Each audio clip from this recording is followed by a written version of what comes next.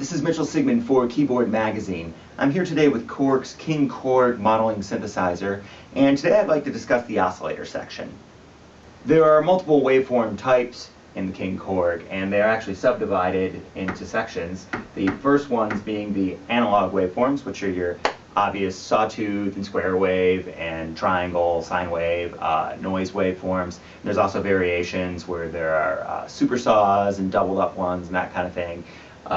Then there are what Korg calls DWGS waveforms, which are digital waves, I believe coming from their 80s synthesizers, DW6000, DW8000. And these are like single cycle wave, digital, classic type waveforms, great for like PPG and sonic, bright digital type sounds.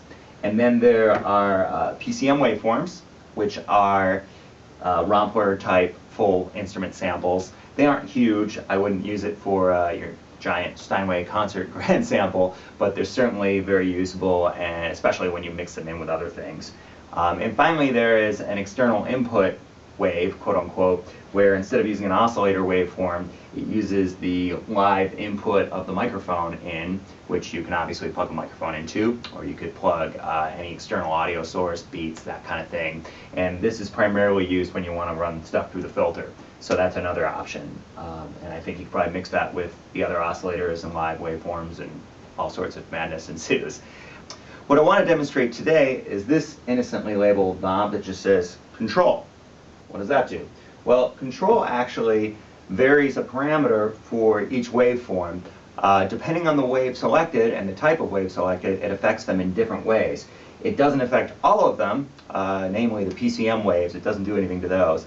But it does all kinds of interesting stuff to the analog waves and to the digital DWGS waves, making this a real powerhouse and offering a massive amount of tonal variety before you even touch the filters. So I'm going to show some highlights of what this does, and I'll show you which waveform I'm using it on, and you can get an idea of what it's doing. I'm going to start with one of the most obvious functions you can use the control knob for, which is pulse width modulation of a square wave. Now, you simply select waveform number 2 here, and it says pulse, and if I hit a key, you can hear that's a square wave. If I turn the control knob,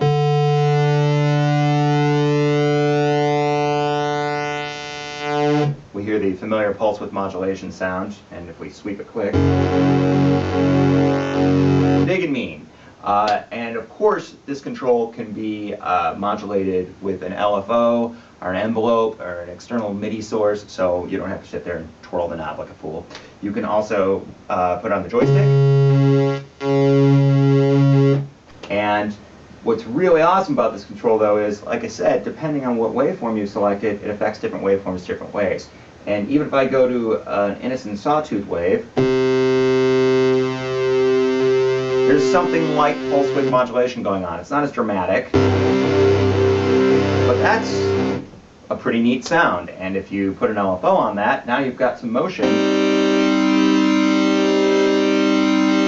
And it almost sounds like phasing. And this does some really interesting things with some of the waveforms. Like, now I'm on a sine wave, and, well, there's your regular boring sine wave. As I move it toward the end, it does something really neat. Moving on to the noise waveforms, King Korg has a bunch of different noise waveforms. It has white noise, pink noise, blue noise, resonant noise, and it affects all of them differently. Check this out. That's my favorite one right there. It sounds like an Atari game.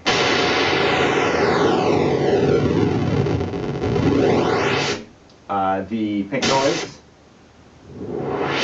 is filter cut off without actually using a filter, so you're saving your low pass filter. And then the blue noise one has a high pass filter. And then finally there's even a resonant one,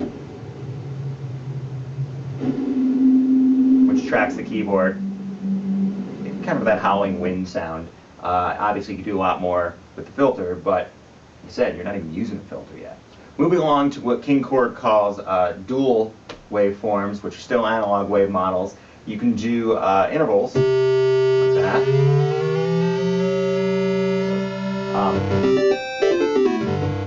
And you can do pretty wide intervals too. And that's, again, that's one oscillator. So now you've got octaves out of one oscillator, and then there's the unison waves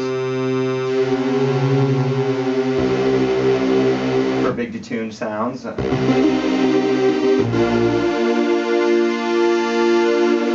One oscillator.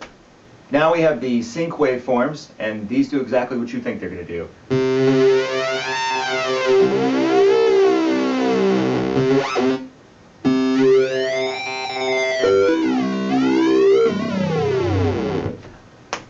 Again, one oscillator, and no trying to figure out which one is the slave and which one's the follower, and all the confusion that always happens when you try to figure out how to do synced oscillator stuff.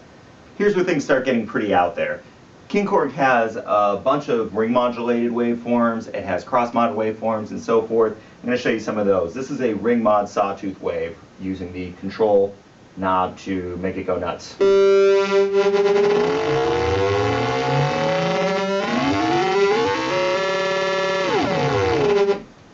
There's a bunch of those. There's let me show you the sine wave. I'm going to throw some tape echo on there for a full 50 sci-fi effect.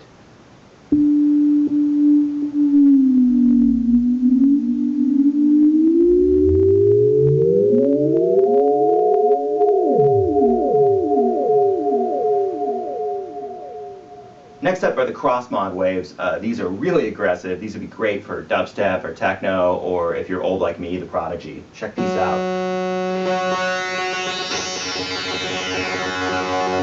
That's a saw. Here's a square.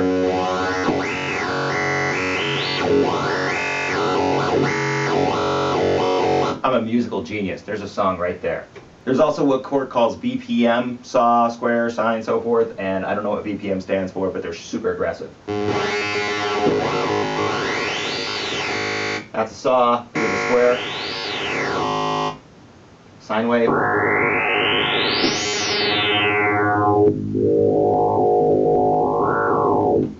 That does it for the analog modeled waveforms. Now we move on to Korg's DWGS waveforms, which, as mentioned, are classic single cycle digital waves, originally from Korg's DW6000 and DW8000 hybrid polysynths from the 80s. But if I remember right, those only had about 16 waves each in them, and this has 64 of these, so there's quite a bit more variety. What's interesting here is the control knob that I've been futzing with the whole time. It affects detuning when you turn it on these,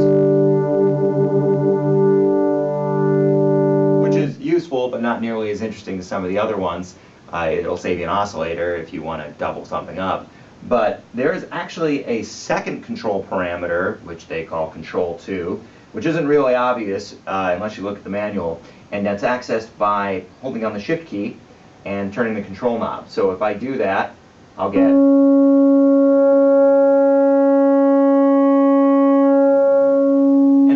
it says mod depth, so I assume it's modulating it somehow. To my ears, a lot of the time it sounds like FM synthesis. I don't know if it is, but that's a simple synthesizer sine wave. There's a bunch of variations of that. Let me get to some of the more aggressive ones and you can sort of hear what it's doing more.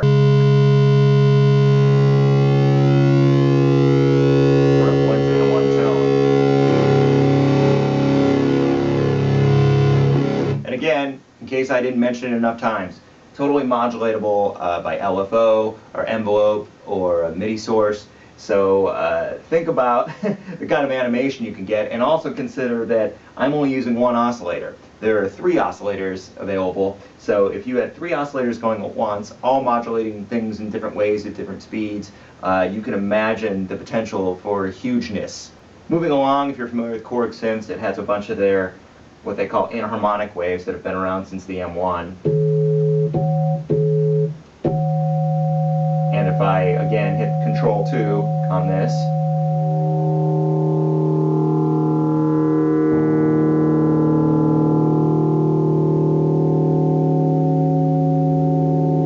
if you work in a planetarium, this would be great.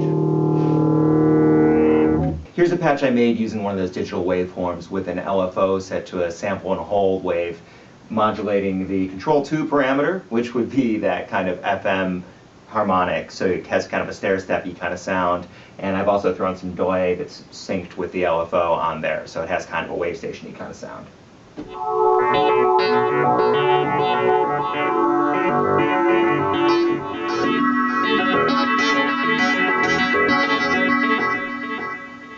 Here I've taken a pretty generic organ waveform, and again I've used an LFO, this time on a very slow sine wave, to modulate the control 2 parameter, which again is like an FM depth kind of thing.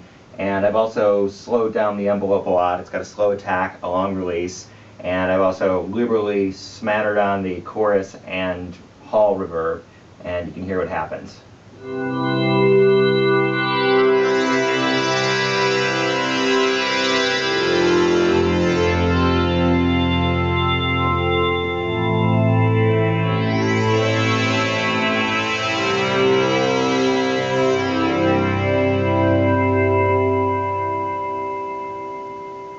That should give you a pretty good idea of some of the things you can do with King Korg's oscillator control knob. This is Mitchell Sigmund for Keyboard Magazine.